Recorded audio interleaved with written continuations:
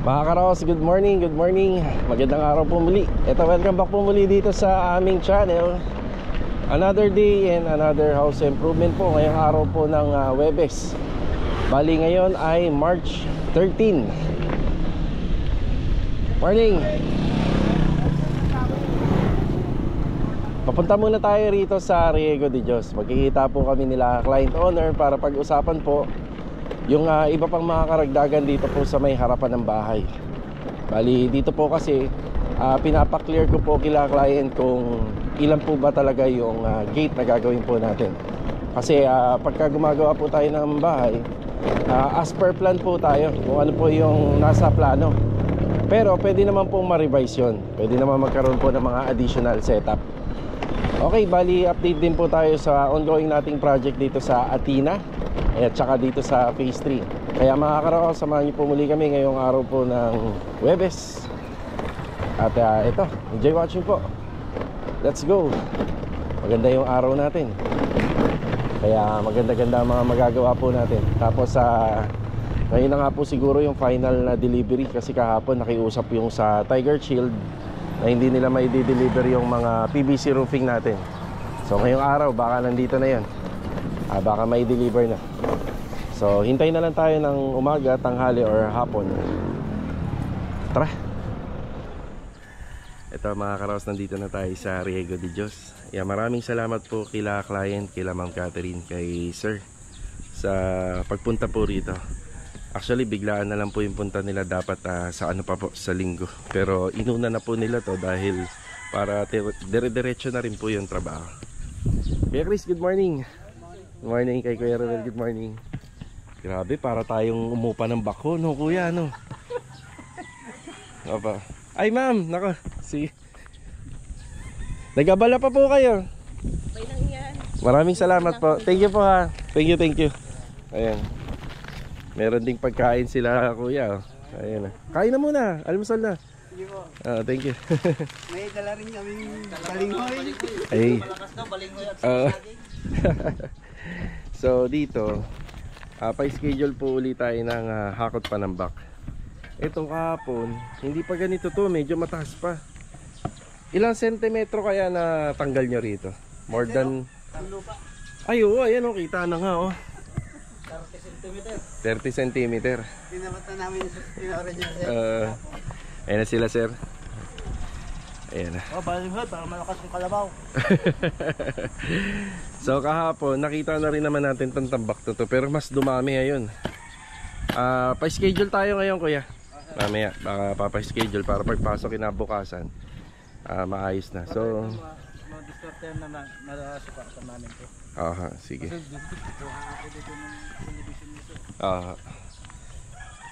Ayan, bali kahapon akala namin meron pa rito, may gate pa. Pero ipinaliwanag ko lahat kay client na kahit wala na po to, lalakihan na lang natin. So mas ano naman po nila, mas naunawaan naman po nila. Ayan, ito magiging 4 meter gate na po to, 4 meter gate. Tapos itutuloy namin yung service entrance dito. Bali kay client ayaw niya po nakatutok yung gate sa pintuan. So pwede naman na nandito na lang po siya. Yan, sa tapat nito. Tapos sila Kuya Chris tuloy-tuloy na po sa excavation dito. Yan, dapat last day na sana nila ngayon, then babalik na lang po sana ng Monday. Napakadami ng lupa. So kuya, paano? Dire-diretso muna tayo. Yan, okay na po tayo dito sa Riego. Dito tumagal po talaga ang trabaho rito kasi puro adobe ang lupa. Tingnan nyo naman, di ba?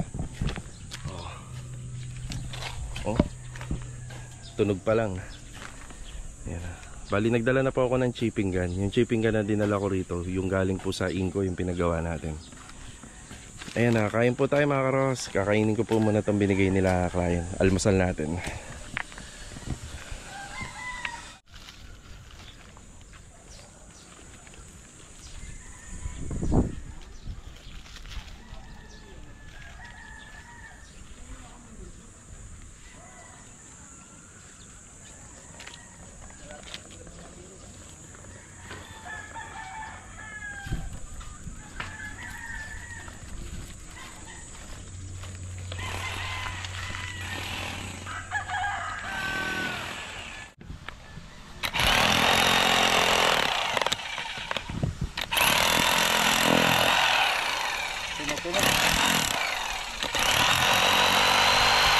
kaya pala hindi na ganun kahirap, no, kuya? Oo, nababasag pa. Oo, nababasag.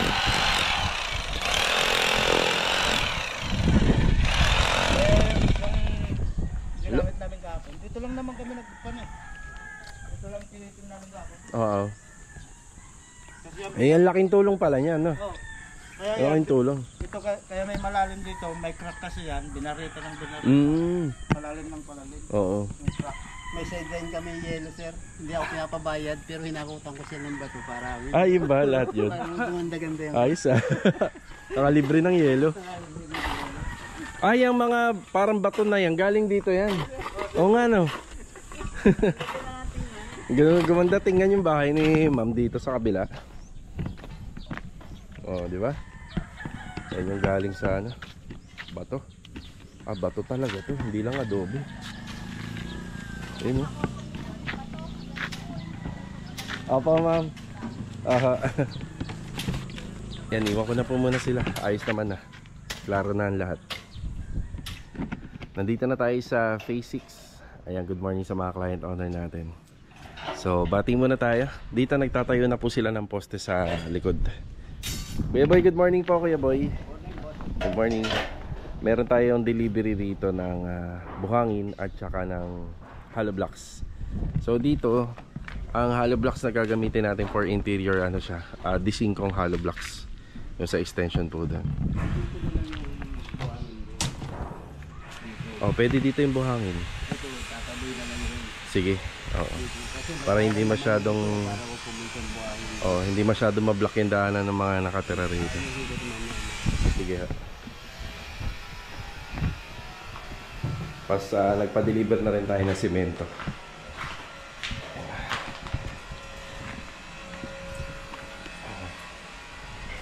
Rusty, good morning. Good morning. And good morning din kay Kuya Richard. Good morning. Ayan, nandito si Kuya Richard. So habang inaasikaso pa yung sa kabila, dito muna si Kuya Richard. Kapag maluwag na po yung floor area ng first floor doon, yan, babalik po siya ron. Yan, ito na yung ating sa parilya. May spacer din yung ating column, yung parilya natin. Tapos yung poste, 6 na 16mm po to. Yan, 6 na 16mm yung rebars natin.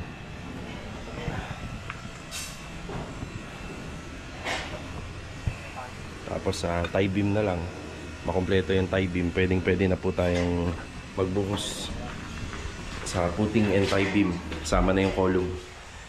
Ayan, nagpa-ceiling framing na rin po ako rito. Kulang na lang yung hanger.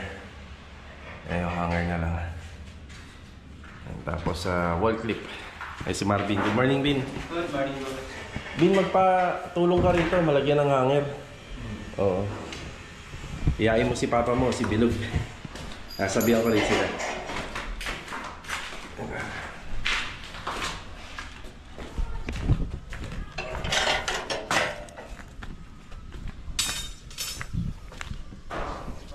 Yung ibang lupa kasi hindi na muna namin tinanggal.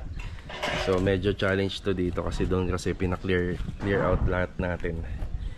Kaya medyo bumilis tayo ron. Dito kasi ibabalik na po kasi natin yan, kaya hindi na po natin yan pwedeng ipa-pull out lahat. Baka maubusan naman tayo ng pang backfill natin. Ayan.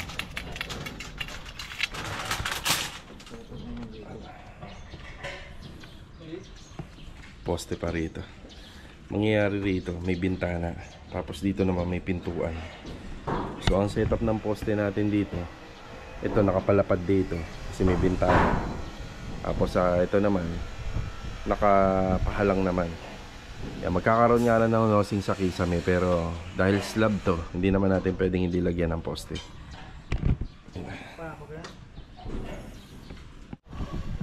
Dito naman tayo sa isang project katina natin. Ito yung pinakauna ngayong taon 2025 dito sa Phase 6 Lumina Homes. Yan, bali day 18. Yan, day 18 tayo rito. Pinturado na nga po pala yung ating roofing process. Ang unang ginamit na pintura dyan, epoxy primer. Then follow up naman po ng enamel. Bali yung kulay is black. Black, QDE black. Tapos ito na po yung ating fence grills. Ganito yung design niya. Combination ng 1x1 and 1x3. Tapos buo na rin po nila itong ating folded gate. Yan, sa folded gate natin at saka sa service entrance, halos same lang po ng design kahit dito sa fence grills. Tapos binuo na rin po nila yung sa floor drainage natin. Yan.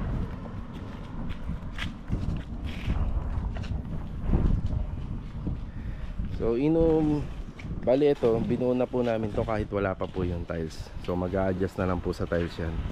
Ito po kasing floor area rito sa garahe at saka rito sa may corner area, hindi pa po muna yata palalagyan ni client.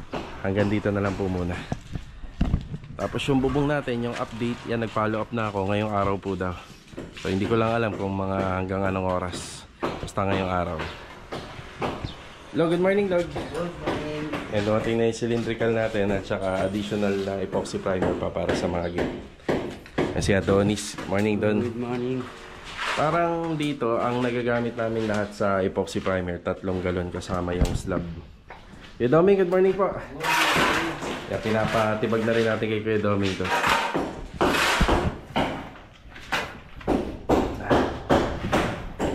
Kuya Sandy, good morning. Good morning. Yan, meron na konting sinisinsil si Kuya Sandy po dyan. Tapos ay pagpapatuloy na yung ilang pirasong tiles na lang. Siguro mga 6 na lang yan, no Kuya? 4 boss. 4 piraso na lang. Yung floor area dyan medyo mataas.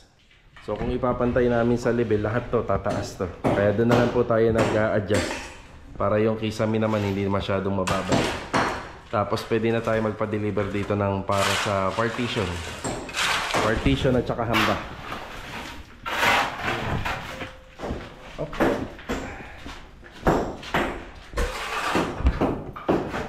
14 cylindrical, 1 inch.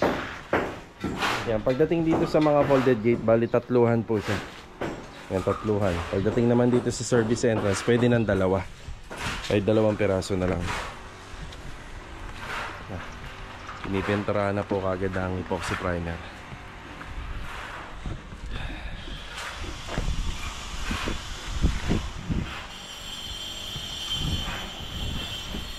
Grabe, tindi ng init. After natin manggaling doon sa phase 6, nandito naman tayo sa phase 3, Lumina. Yan, good morning nga po pala kay Ma'am Christine and kay Sir Craig. Bali yung tropa rito, isang linggo lang silang magtatrabaho dito. Then lilipat na po sila doon sa phase 4, yung iniwan natin project doon. Okay, may magkakabit uli ng internet, pero yung setup nito, yung mesh, yung wireless, papunta rito sa TV console. Ayan, dito sa first floor. Kuya Philip, good morning po. Good morning. Mukhang matatapos na to. Tatapos na ba to, Kuya? May pintura na pala yung mga wall dun, no? Ang pader, pinturado na. Oo. Ito nga pala, kaya hindi pa namin natatanggal. Gawa ng kinulang kami sa gamit. Yan na. Pero ipapatanggal ko na po kagad yan para madamay sa mga preparasyon. Ay, si Master Dindo, good morning po. Good morning! Bah, ilang linis dito ah. Yan o. Para mailagay na yung kama, no Kuya, no? Yan, paano na lang. Yan o. Cornisa. Cornisa, may mga lilihain pa, no Kuya? Touching ba? Retouching. Tapos nailipat na yung saksakan. Sige, ano pa yan? Iaalay pa.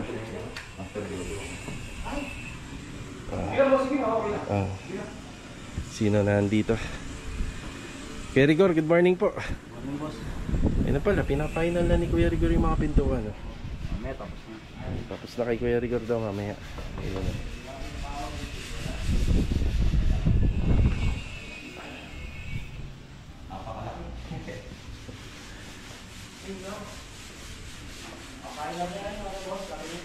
Sige.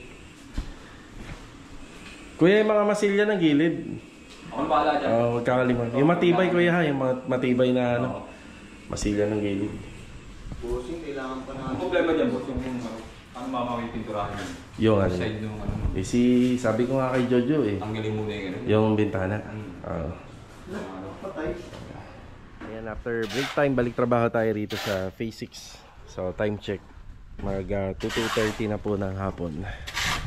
Yan, nabawasan na po yung buhangin namin. May dumating na rin tayo na hollow blocks. Hollow blocks. Ang hollow blocks natin dito is D5. Yan, D5 ang hollow blocks. Yan, para doon sa extension natin. So kapag balang araw magpapatayo ng second floor, ito talaga yung ginagamit. So hanggang second floor lang naman yan eh. Hanggang doon lang naman po. Pagka balang araw pwede na po itong expand, pwede na pong itaas yung asintada. Bali pagdating ng araw, D4 na lang po yung gagamitin. Pero yung asintada natin dito sa baba, ayan, D5 ang hollow blocks. Ayun, nagbubuhos na po sila ng puting. Yeah.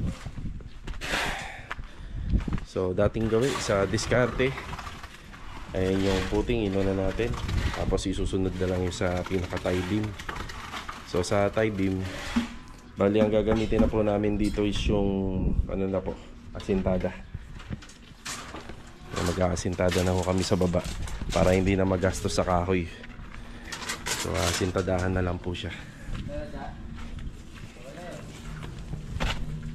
Yeah.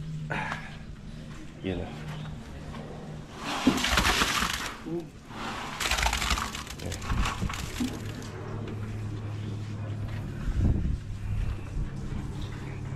Ina-assemble na ni Kuya Boy rito. Yan, bago mabuhusan po yan, asintadahan na lang natin yung gilid. Tsaka dito sa gilid, asintada na lang po yan. Tsaka dito, para hindi na magastos sa kahoy. Tapos yung asintada natin yan, hindi na po tatanggalin yun. Kasama na po sa magiging panambak po. Ilang pirasong ano lang naman po, hollow blocks.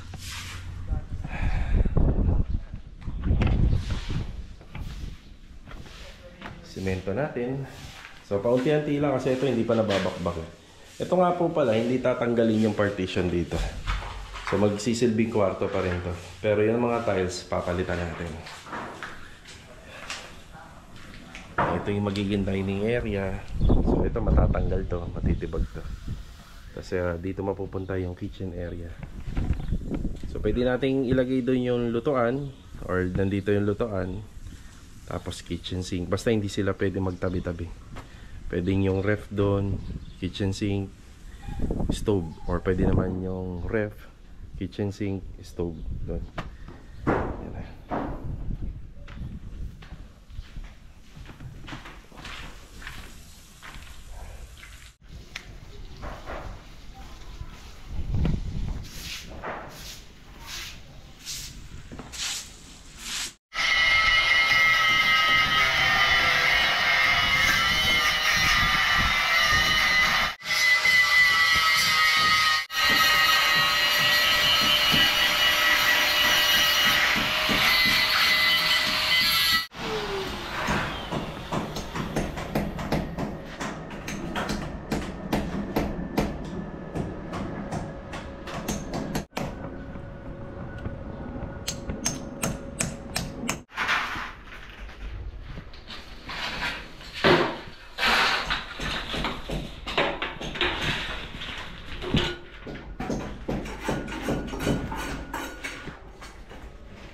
Ayan, balik tayo rito sa phase 6. So dumating na nga po pala yung ating mga PVC roofing na gagamitin. Eto. Sir. Ayan, bali ang kapal nito, no, doon, no. 2.5 mm.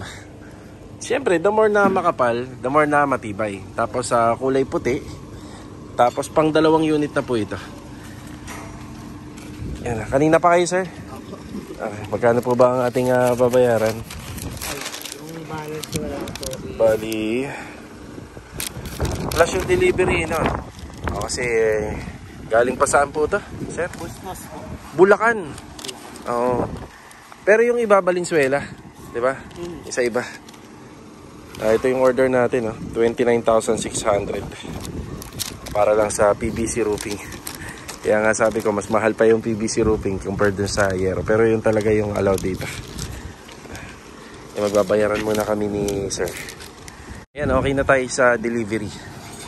Wala ho kasing malapit na area dito sa Cavite ang gumagawa po nito.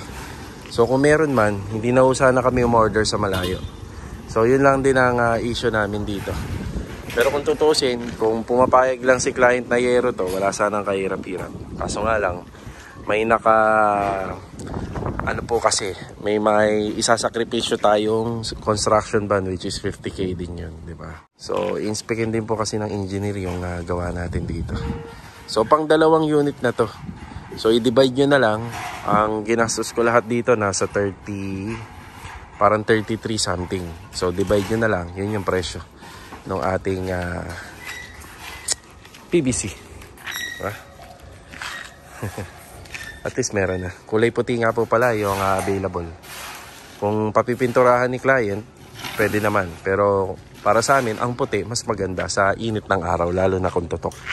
Mas lessen yung absorb ng kanyang init pagka mga puti. Grabe sa gate, oh. Hindi tinipid yan. Oh. Kahit pusa ba hindi makakapasok? Hindi, no?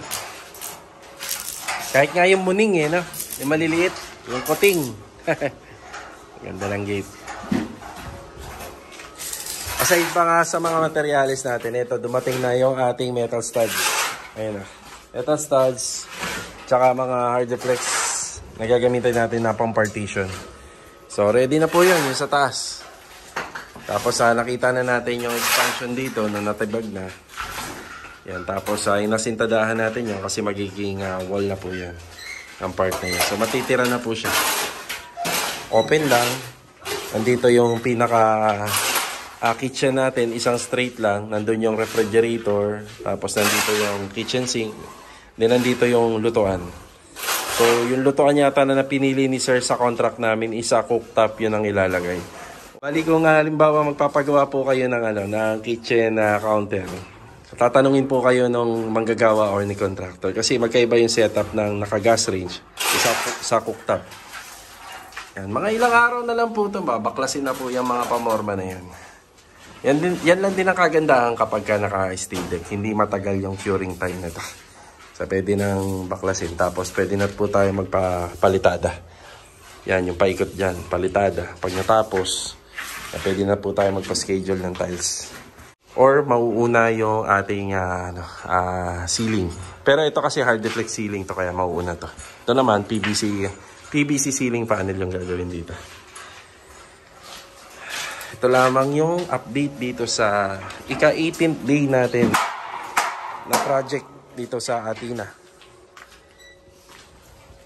Ayan sinishare namin yung bawat araw na lumilipas para sa mga nagpapagawa, karoon din ng idea. Yan, pang 18th day. So, kung mas marami pa yung taong gumagawa, mas may iiksi pa yung yung bilang ng araw. So, sapat na to para hindi po magsiksikan. Hindi naman pwedeng na po kagad natin yung taas na may gumagawa rito sa baba. So, yung pagpasok din ng materialis kasi niyan, akyat panahon, kailangan maluwag na po rito. So, inuuna na namin yung gate. Pagka na-assemble po yan, pwede na rin yan bigyan ng preparasyon. Pwedeng i-primer. So, huli na yung top coat nito kasi madudumihan pa ng ilang beses yan.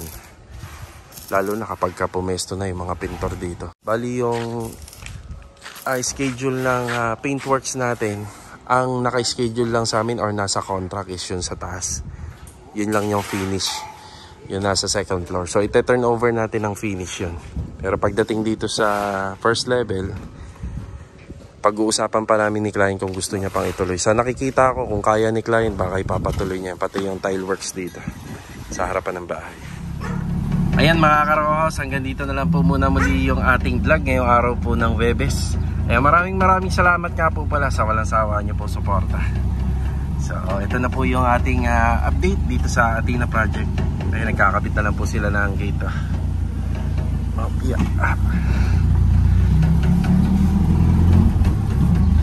Mauna na tayo sa kanila at meron pa tayong ibang aasikasuhin pa.